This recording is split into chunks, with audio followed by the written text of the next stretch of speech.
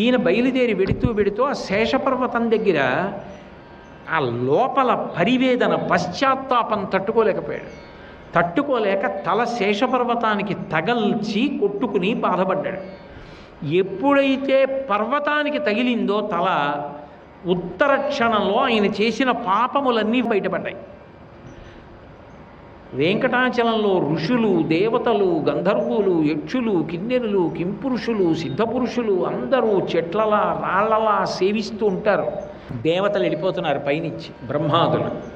హంసవాహనం మీద పెడుతూ బ్రహ్మగారు చూశాడు. చూసి గబగబా కిందకి దిగాడు.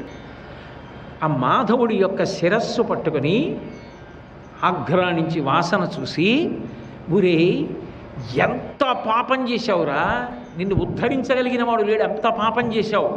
కానీ తెలిసో తెలియకో వెంకటాచలానికి వచ్చావు.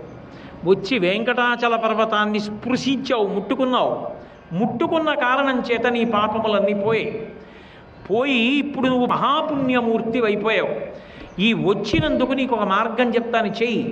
పైకి వెళ్ళిపో, పైన స్వామి పుష్కరిణి ఉంది.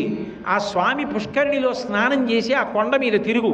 ఒకనాడు నీ శరీరం పడిపోతుంది.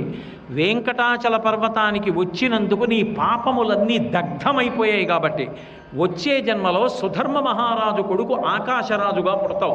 నువ్వు యజ్ఞం చేస్తున్నప్పుడు సాక్షాత్ శ్రీ మహాలక్ష్మి పద్మావతీదేవి నీకు లభిస్తుంది. ఆ పద్మావతీదేవిని వెంకటేశ్వరుడికి ఇచ్చి పరిణయం చేస్తావు. చేసిన కారణం చేత శ్రీ వెంకటేశ్వరుడికి మామగారివై తరించిపోతావు.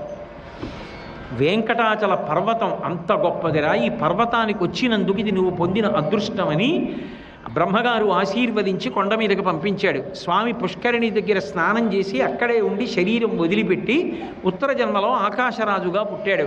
వేం పాపం కటతే అస్మాత్ పాపదహన శక్తితః వెంకటాచలమిత్యేవ నామదేవస్తథాజుగు. వేం అంటే పాపం, కటతే తొలగిస్తుంది కాబట్టి ఆ పర్వతమునకు పాపములను తొలగించగలిగినటువంటి శక్తి పరమేశ్వరుని యందు ఎంతున్నదో ఆ కొండకి కూడా అంతే ఉన్నది.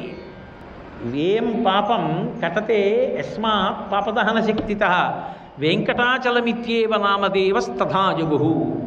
అందుకని ఆ పర్వతానికి వెంకటాచలము అని పేరొచ్చింది. అటువంటి గొప్ప పర్వతం. అందుకని కలియుగంలో దానికి వెంకటాచలం అని పేరు. అది కృతే వృషాద్రిం వక్షంతి త్రేతాయాం అంజనాచలం ద్వాపరే శేషశైలేతి కలౌ శ్రీవేంకటాచలం నామాని యుగభేదేన శైలాస్తాస్య భవంతి.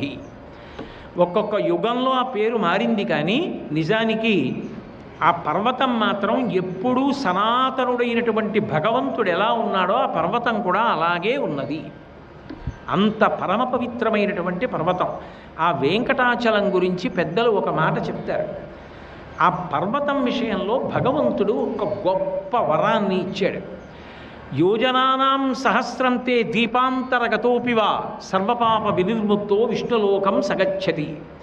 కొన్ని వేల యోజనముల దూరంలో భూలోకంలో ఎక్కడో ఉండనివ్వండి, అసలు ఈ ద్వీపాన్ని వదిలిపెట్టేసి ఎక్కడో ఏదో ద్వీపంలోకి వెళ్ళిపోనివ్వండి, వెళ్ళిపోయినా కూడా వెంకటాచలము ఎటువైపు ఉన్నదో అటువైపుకి తిరిగి ఒక్క నమస్కారం చేసినంత మాత్రం చేత, తెలిసి చేసినా తెలియక చేసినా, అసలు అలా బుద్ధి పుట్టాలంటేనే భగవదనుగ్రహం ఉండాలి.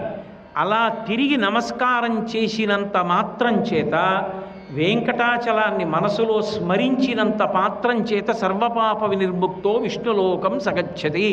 పాప విముక్తిని పొంది వైష్ణులోకాన్ని పొందుతున్నాడని స్కంద పురాణం అభయం ఇచ్చింది. సర్వం శ్రీ ఉమామహేశ్వర పరబ్రహ్మార్పణమస్తు. స్వస్తి.